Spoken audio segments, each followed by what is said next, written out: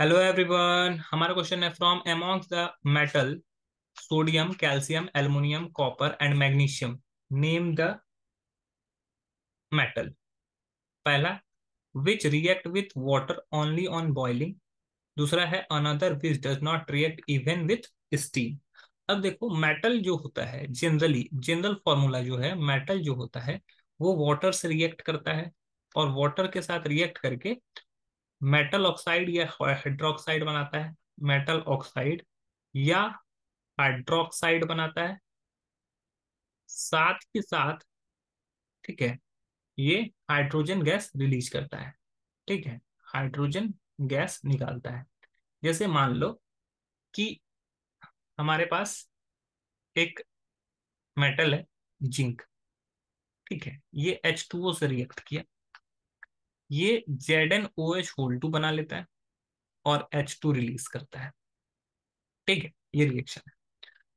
तो यहां पर क्या हुआ, मेटल रिएक्ट कर रहा है वाटर से, वाटर में अब मेटल ऑक्साइड बन रहा है या हाइड्रोक्साइड बन रहा है, हाइड्रोजन गैस रिएक्ट कर रहा है।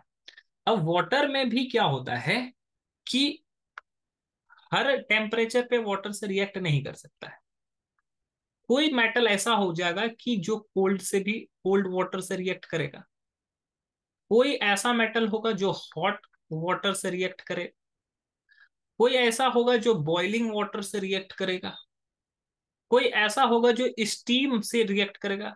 स्टीम भी एक फॉर्म है, वाटर का ही फॉर्म है स्टीम।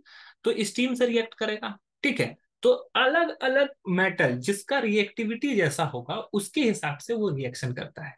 जो बहुत ज्यादा रिएक्टिव है, जैसे सोडियम, पोटेशियम, ये हाईली रिएक्टिव है। कैल्शियम, ये सब हाईली रिएक्टिव है, तो ये ठंडे पानी पे भी रिएक्शन कर लेगा। वही अगर कुछ बीच वाले एलिमेंट हैं, जैसे जिंक है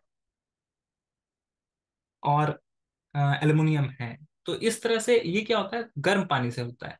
मैग्नीशियम हो गया हमारा, वो बॉइलिंग पॉइंट, मैग्नीशियम हो गया, ये बॉइलिंग वाटर के साथ रिएक्ट करता है। स्टीम, जैसे आयरन है तो वो स्टीम के साथ रिएक्ट करता है। और कुछ ऐसे भी मेटल हैं जो कि वाटर के साथ रिएक्ट करते ही नहीं, जैसे कॉपर, ये रिएक्ट नहीं करता।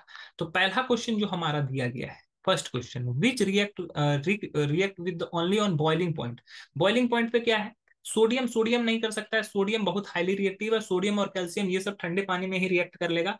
एल्युमिनियम गर्म पानी में रिएक्ट कर सकता है। कॉपर रिएक्ट ही नहीं करता। और मैग्नीशियम जो है ये हमारा बॉइलिंग पॉइंट पर रिएक्ट करता है।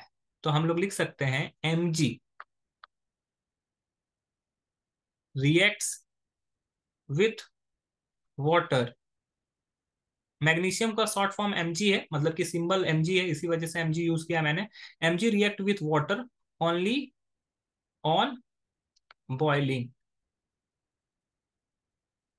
ठीक है, अब दूसरा क्वेश्चन पे हम लोग चलते हैं, क्वेश्चन नंबर 2 पर, कि another which does not react even the steam. Steam पर भी जो रिएक्ट नहीं कर रहा है, तो सोडियम, कैल्शियम, एल्युमिनियम और मैग्नीशियम ये रिएक्ट करते हैं। कॉपर रिएक्ट नहीं करता, कॉपर डिस्प्लेस ही नहीं कर पाता हाइड्रोजन को।